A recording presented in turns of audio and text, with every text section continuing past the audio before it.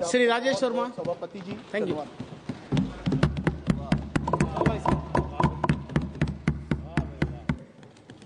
धन्यवाद सभापति महोदय। आज आपने मुझे महामहिम राष्ट्रपति जी के अभिभाषण के धन्यवाद प्रस्ताव पर हो रही चर्चा पर बोलने का अवसर दिया और साथ ही साथ मैं महामहिम राष्ट्रपति जी के द्वारा देश को दिए गए संबोधन के लिए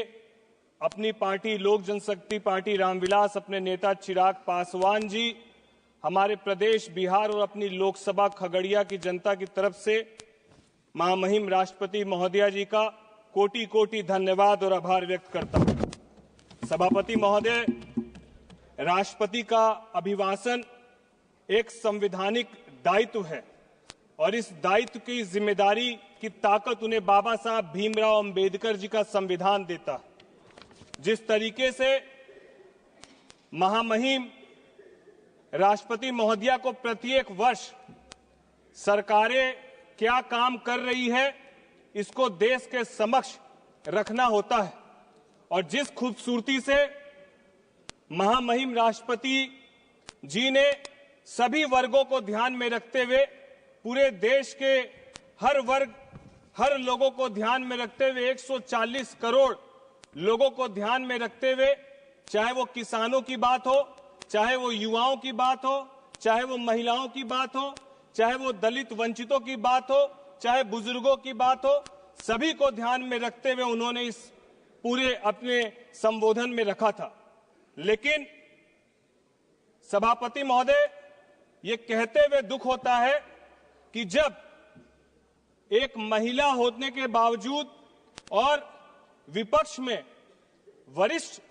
सदस्य होने के बावजूद एक महिला राष्ट्रपति के ऊपर इस तरीके का कमेंट पास करना कि वो पुअर थिंग है, वो बोरिंग है, और आज जिस तरीके से इस सदन में लीडर ऑफ अपोजिशन ने भी इस बात को कहा कि राष्ट्रपति का अभिभाषण जो है वो प्रत्येक साल एक जैसा ही होता है, मैं आपके माध्यम से लीडर ऑफ अपोजिशन को यह बताना चाहता हूं कि राष्ट्रपति का अभिभाषण योजनाएं प्रत्येक वर्ष कमोबेश वही होती है, अंतर केवल आंकड़ों में होता है, तो आंकड़ों पर ध्यान दिया जाए, ना कि योजनाओं के नाम पर ध्यान देने की जरूरत है। मैं साथ ही साथ आपके माध्यम से जो विपक्ष बार बार कहता है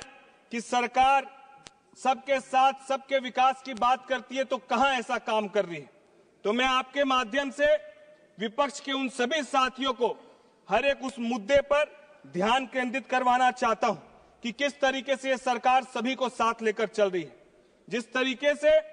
5,36,000 करोड़ प्रधानमंत्री आवास योजना के तहत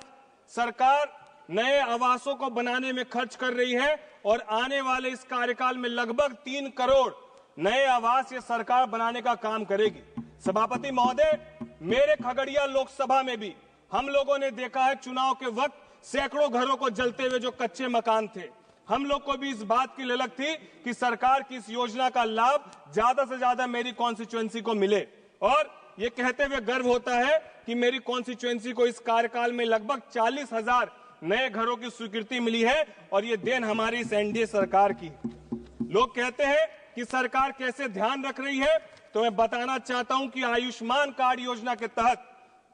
लगभग 55 करोड़ लोगों को इसका आज लाभ मिल रहा है। जब पहले किसी गरीब परिवार के घर में कोई गंभीर बीमारी होती थी तो उसके घर के जेवर गिरवी दिखाते थे, उसका घर गिरवी रखाता था और बड़े बड़े लोग उन्हें बड़े ब्याज दर्ज पर पैसा देते थे, उनका शोषण करते थे। आज ये प्रधानमंत्री जी की सोच है कि आयुष्मान कार्ड योजना के तहत उन 55 करोड़ लोगों को आयुष्मान योजना के तहत सुगम, सुलभ और निःशुल्क इलाज मिल पा रहा है। कैसे हमारी सरकार युवाओं के लिए काम कर रही है, तो आपके माध्यम से सभापति महोदय विपक्ष के साथियों को बताना चाहता हूं कि 1 करोड़ युवाओं को एमएनसीज, मल्टीनेशनल कंपनीज में इंटर्नशिप के लिए सरकार पूरी तरीके से प्लान की है और आने वाले समय में सरकार उन सबको 1 करोड़ नौजवान युवा साथियों को इंटर्नशिप कराने का काम करेगी। और साथ ही साथ अमेरिका के प्रेसिडेंट जॉन कैनेडी जी ने कहा था, American road are not good because America is rich, but America is rich because American roads are good. ये इसीलिए मैं आपको कह रहा हूं कि इसी विचारधारा के साथ हमारी सरकार भी काम कर रही है। यदि हम लोग आर्थिक रूप से मजबूत होना चाहते हैं, यदि हम लोग संपन्न अपने प्रदेश को, अपने जिले को देखना चाहते हैं, तो रोड कनेक्टिविटी बहुत जरूरी है। और ये कहते हुए गर्व होता है कि हमारी सरकार में प्रधानमंत्री ग्राम सड़क योजना के तहत 70,000 करोड़ की स्वीकृति इस सरकार ने देने का काम किया है, जो राष्ट्रपति महामहिम ने भी अपने संबोधन में कहा है। जहां एक तरफ सड़क मार्ग से एक प्रदेश से दूसरे प्रदेश को जोड़ने का काम कर रही है, वहीं रेल मार्ग से भी 71 बड़े अमृत भारत योजना, अमृत भारत और वंदे भारत ट्रेन हमारी सरकार के माध्यम से लोगों को जोड़ने का काम कर रही है। किस तरीके से किसानों की बात विपक्ष करता है, हमारी सरकार ने ही किसानों को 3 लाख क्रेडिट कार्ड और उसको अब बढ़ाकर 5 लाख तक के क्रेडिट कार्ड लोन की स्कीम को लागू करने का काम किया। जो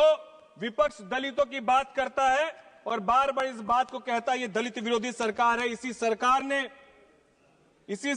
ने SC/ST महिलाओं को विदाउट एनी कोलैटरल 5 लाख रुपए तक का लोन देने की स्वीकृति हमारी ही सरकार ने देने का काम किया है। आम लोगों की आवाज को आवाज बनाकर सरकार ने 12 लाख तक की इनकम वाले लोगों को टैक्स फ्री करने का काम किया है। ये एक बड़ा निर्णय जो हमारी सरकार ने लिया, इसके लिए मैं सरकार का तहे दिल से आभार और धन्यवाद व्यक्त करना चाहता हूं। भारत अभियान के तहत 12 करोड़ शौचालय इसी सरकार ने बनाने का काम किया। जिस तरीके से उज्ज्वला योजना के तहत 10 करोड़ घरों तक गैस कनेक्शन पहुंचाने का काम हमारी सरकार ने करने का काम किया। और ये कहते हुए गर्व होता है कि आज लगभग 80 करोड़ लोगों को ये सरकार राशन उपलब्ध कराने का काम कर रही है। तो विपक्ष के साथी जो बार बार कहते हैं कि सरकार कहां सबका साथ, सबकी विकास की बात करती है, तो हम बात नहीं करते हैं, हमारी सरकार काम करने का काम करती है और करके दिखाने का काम की है। और उसी का नतीजा है कि आज एक बड़ी आबादी गरीबी रेखा से ऊपर उठकर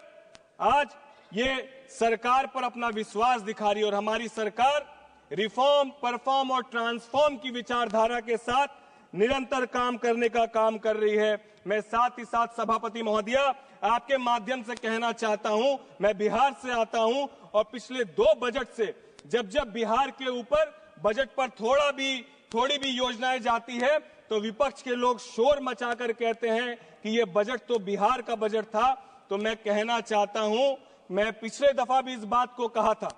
कि बिहार के प्रति अपना रुख आप सकारात्मक रखिए, क्योंकि ऐसा शायद ही कोई प्रदेश होगा और शायद ही ऐसे कोई बड़े कारखाने होंगे जहां पर उस कारखाने को चलाने में मूलभूत योगदान यदि किसी का है तो आप जाकर देखेंगे तो कोई ना कोई बिहारी आपको मिलेगा। इसीलिए बिहार के प्रति आप अपनी सकारात्मक रुख को रखिए। दिल्ली के भी अपने आप को ईमानदार कहने वाले नेता अभी कुछ दिन पहले ही बिहारियों के ऊपर अपमानजनक शब्दों का उन्होंने इस्तेमाल किया था। तो हम लोग बस यही कहना चाहते हैं कि ये बदलता हुआ बिहार है और जिस तरीके से केंद्र सरकार, राज्य सरकार, एनडीए की सरकार ने जिस तरीके से बिहार को लगातार सहयोग देने का काम किया है, हम लोग एक तरफ जहां कोटि कोटि उनका धन्यवाद देते हैं, वहीं दूसरी तरफ ये विश्वास दिलाते हैं कि ये बदलता हुआ बिहार आने वाले वक्त में खुद से रोजगार भी सृजन करेगा, औद्योगिकरण भी सृजन करेगा और जिस तरीके से आर्थिक रूप से धीरे धीरे अपने आप को मजबूत करके बिहार और बिहार की अस्मिता को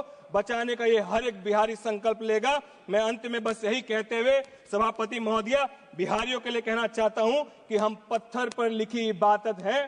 शीशे से कब तक हमको तोड़ोगे, मिटने वाले हम नाम नहीं, तुम बिहार को कब तक रोकोगे, तुम बिहार को कब तक रोकोगे। बहुत बहुत धन्यवाद सभापति महोदया। माननीय सदस्य उज्ज्वल रमन सिंह जी। आपको बहुत बहुत धन्यवाद कि आपने राष्ट्रपति अभिभाषण में बोलने का